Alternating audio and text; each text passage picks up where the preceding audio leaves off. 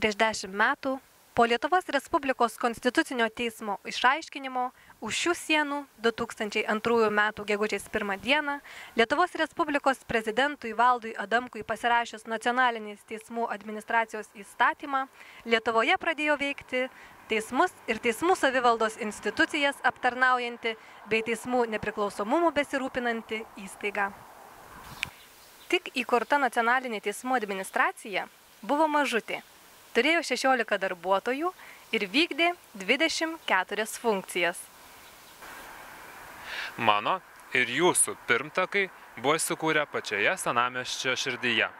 Šiek tiek ūgtelėje pramintas senamiesčio Bromas iškeitėme į Sapiegos rūbų ansamblio pašonėje įsitaisiusius naujosius mūsų namus. Šiandien Nacionalinėje teismų administracijoje dirba 67 darbuotojai, 6 iš jų vaiko priežiūros atostogose, o įstaiga šiuo metu atlieka 41 funkciją. Dirbot, oi per 10 metų prisidirbot. Nuo tiesos nepabėgsit. Dabar teks tautos balso išklausyti. Vilniaus senamiestyje tautiečių pasiteiravome. Tai kasgi yra NTA? Kokia nors nacionalinė teisininko agentūra, pavyzdžiui. Nekilnojamo turto agentūra. Nacionalinė jausmų asociacija. Nekilnojamo turto agentūra galėtume. Mes klaunai, tai mūsų mąstysena yra siaura, bet galim pabandyti. Nacionalinė teismų NTA atstovybė. Nekilnojamo turto agentūra. Man tai primena sprogmenų kažkokį pavadinimą. Kažkas sprogstamą, ar ne? NTA. Nacionalinių tarnybų absorbacija. Nacionalinių tarnybų absorbacija. Man skamba labai logiškai. NTA nepriklausomų tarybų asociacija kokia nors. Anksčiau girdėjau, gal suvienijų nacijų organizacija, ne? Nekilnojamo turto agentūra gal? O kaip jūs galvoja? Televizija, žinau kažkoks tai kanalas. Ne, negirdėjom. O tai yra iš tikrųjų Nacionalinė teisėjų asociacija. Ne. televizijos agentūra. Nepilnamečių teistumo atributika. Ne. Nacionalinė tautos akademija. Nacionalinė teismų administracija. Nekilnojamo turto agentūra. Girdėjot, ką liaudis pasakoja? Gal verta apie naują antrojo dešimtmečio funkciją pagalvoti? Pasirūpinkim nacionaliniu turtu. Kol jūs strateguojat, Vilniečiai apie atliekamas NTA funkcijas pasakoja. Popierizmu užsiema su teismais, bylas tvarko. Numatyti teisės kažkokius reikalus. Tai viskas, kas vyksta, tikriausiai mūsų šaly nacionalinio teismų. Tai vis tiek, kas ten teisininkai, kažkokie advokatai, bendravimas, kokias nors konsultacijas galėtų būti. Manau, kažkas su teismais tai tikrai susiję. Administruoja. Teismus. Teismų kažką. Ką aš mišoju. Turbūt prižiūri teismų darbą. Nacionalinė teismų administracija turėtų prižiūrėti bendrą teismų veiklą ir žiūrėti, ar teismai atitinkamai dirba, ar jie pakankamai kvalifikuoti, kad daryti tai, ką jie daro ir skelbtis visuomenės tvarkos sergėtojais tokiais. Galbūt jau administracija kažkaip tai teismus prižiūri, ar tai,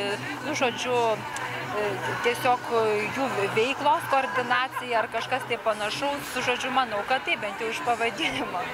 Gina teisėjas, kad jeigu jis paims kyšį ir jį prigaus, tai jis vis tiek nekaltas. Tu turi omeny Kedžio istoriją ar ką? Taip, ypač Kedis. Ai, tu nežinai, kaip ten įvyko su teismų vėža? Taigi aš apie juodasias skylės kalbu, nu. Nu tai gal Taip, tikrina... tai sakant, teismų asociacija, sakėt. Aišku.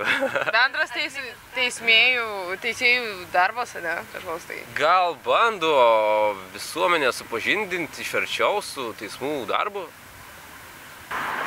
Aš šiek tiek abejoju, ar jinai iš viso yra reikalinga.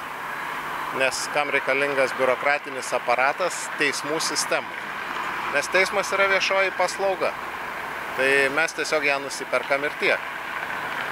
O yra prezidentė, kuris skiria aukščiausio teismo pirmininką, kuris turbūt gali atleisti mažesnius teisėjus. Jeigu ne, tai tada kam jis reikalingas. O čia aš dabar suprantu, kad čia yra dar viena iš dubliuojančių biurokratinių įstaigų ir tiek.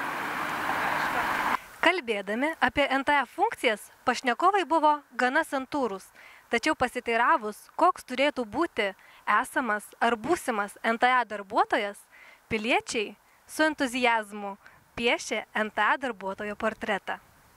Tai viena, tai turbūt išsilavinimą teisinį kažkokį, o taip tai sąžiningumas, kruopštumas, kažko daugiau labai, nes neypatingai turbūt reikia. Turi būti save kontroliuojantis, sugebantis išklausyti kitų žmonių nuomonės, ir žmonėm, kad galėtų padėti, galėtų patarti. Ir pats, kaip sako, turi būti rimtas ir išlaikytas žmogus. Išsilavinimo, manau, tikrai nereikia. Sąžiningumas, teisingumas. Prašyčiau. Vadybininko specialybė ir viskas.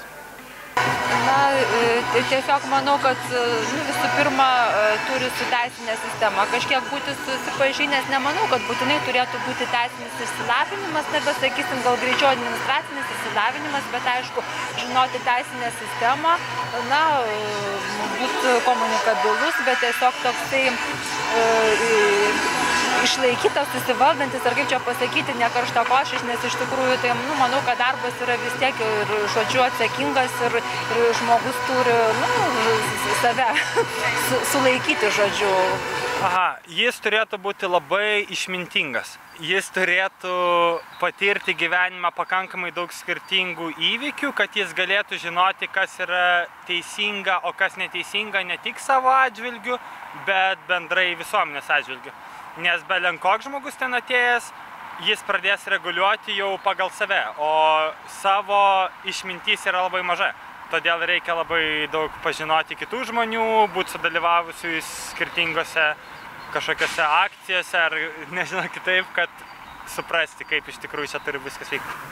Na jau čia tikrai jau turėtų išsiugdyti nuo jaunų dienų labai tvirto požiūris, kad būtų teisingai spręsti, kiek galima teisingiau. Žinot, tas teisybė tai dar irgi toks tai, bet kiek jau žmogaus sąžinė leidžia, kad būti sąžiningiems ir čia likimai sprendžiasi. Tikrai be dredų, nes su dredai žmonės netrodo patikimi. Kas dar? Pilvas tikrai nepakenktų. Kostiumas būtinai. Ir... Išsilavinimas? Tipo... Ką tu juokauji? Pažintys. Pažintys, to užtenka pilnai. Ne, bet šiaip jeigu rimtai, tai tipo... Koks nors liberališkumas, ne? Ne, demokratiškumas. Supranti, šitoj kur ten, kur aukščiau, tai tokių žmonių gerų nėra. Blem, jie visas žmogiškas savybės, tipo, tas, kurios geros, jie nustumia į šoną. Gerai, pasilieka tas, kurios naudingos. Koks tavo būtų požiūris į visą tai, aš turiu omeny, koks žmogus turėtų ateiti. Aš turiu omeny, kad, pavyzdžiui, ateitų pas mane kažkoks tai, tarkim, neturtingas bičelis ir verktų, man to reikia. Tipo, neturi? Sekantis? Ta prasme, jeigu tu į kiekvieną kreipsi dėmesį, Aukšta moralė, vertybės, sąžiningumas, žodžiu, galbūt netgi pilietiškumas. Užsukę į dažniausiai NTA darbuotojų lankomą vietą Vilniuje sužinojome, kad yra puikiai pažįstančių NTA žmonės. Štai ką pavyko užfiksuoti. Moterys mėgsta varškėčius, virtinukus, maltinukų ir bulvinių patiekalų. Vyrai tai įvairiai irgi valgo. Ten yra keletą, žinau, vyrų, kur labai mėgsta blinelius su mėsa, tai jau jeigu jie yra, tai pastoviai jau renkasi ir žirnių sriubą. Nu, taip tai viską valgo, bet dažniausiai tai, vištiena kinietiška, kai būna irgi valgo. Draugiški? Labai, labai. Visada laukiami, visada laukiam, kai eina, tai net taip kažkaip viduj pagerėja. Labai kažkaip, 2 metus dirbam kartu, bet taip susidraugavom. Man atrodo, ir mes jums patinkam, ir jūs mums patinkam. Senamiesčio gatvėse kalbintų praeivių nupieštas NTA darbuotojo portretas atrodytų maždaug taip. Jokių dredų, kostiumas, pilvas ir jokio išsilavinimo. Būtina valgyti blinelius su mėsa ir žirnių sriubą. Taip va mes atrodom tautai. Pasibelskime į įstatymų leidžiamosios valdžios duris.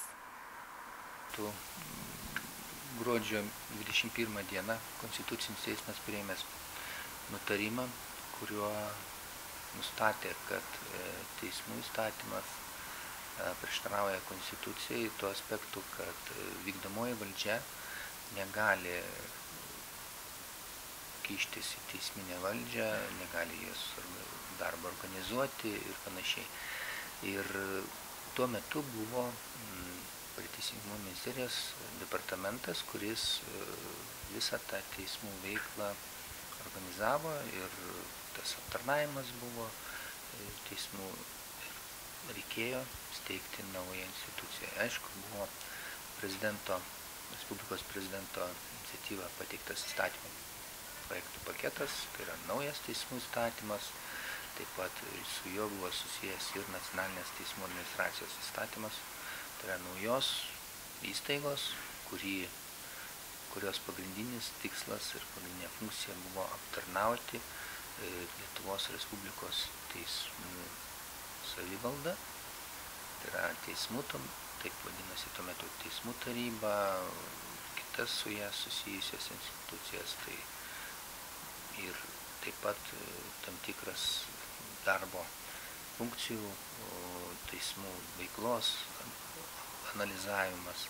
Tiesa, tų funkcijų buvo labai nedaug pradžioje, jos dabar išsiplėtė aš taip pažiūrėjau, nuo pagrindinių 7 funkcijų išsiplėtė, plus dar 7 papildomas buvo teismų tarybos pavedimu, iki dabar 32 funkcijų.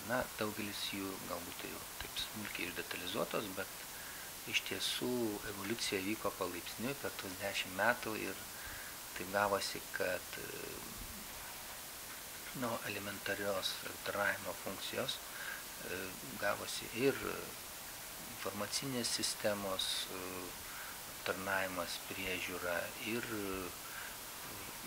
visų kitų dokumentų. Net buvo siūloma visai neseniai, kad nacionalinė teismų administracija ir visą buhalterinę apskaitą teismų atliktų, tačiau tam nebuvo pritarta. Bet kokiu atveju tiek ir biudžeto projektus jie turėjo rengti ir investicinius projektus, kurie susiję su teismų valdomais pastatais ir ne tik pastatais, visais kitais. Dabar iš tikrųjų tai institucija, be kurios daugelis žmonių, kurie dirba teismuose, nebeįsivaizduoja teismų veiklos.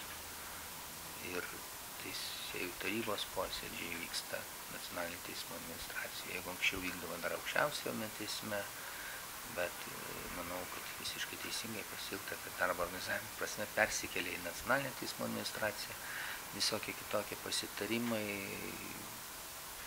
galiau visų kitų ir garbės teismo posėdžiai, nes teisėjų etikos procedūrų komisijos posėdžiai, pagaliau teisėjų atrankos ir taip toliau.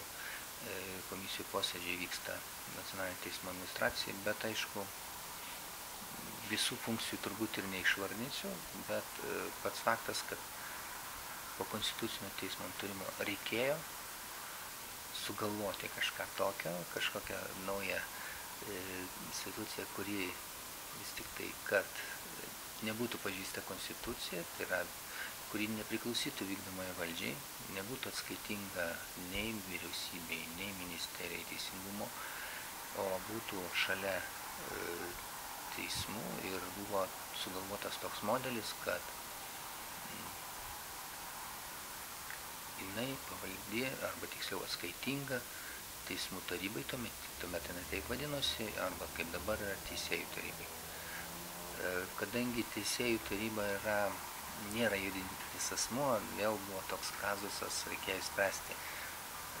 Atskaitinga tai atskaitinga, bet kas bus steigėjas? Na, įstatymė nustatyta, kad steigėjo funkcijas atliks aukščiausias teismas, kaip juridinis asmuo. Tai tokia buvo, galima sakyti, pradžia, tokia buvo istorija, tokia buvo priežastis įsteigimo ir aš manau, kad jinai pasiteisino. Ta nacionalinė teismo administracija, toliau vien tai, kad plėtėsi jos funkcijos, matosi, kad iš tikrųjų jinai reikalinga ir be jos jau mes šiandien nebeįsivaizduojame teismų veiklos. Seimo narys, Teisės ir teisėtvarkos komiteto pirmininko pavaduotojas Julius Sabatauskas apie NTA darbuotojus turi savo nuomonę. Nacionalinė teismų administracijoje dirba žmonės, pirmiausia, aišku, kiekvienas turi būti savo srities specialistas.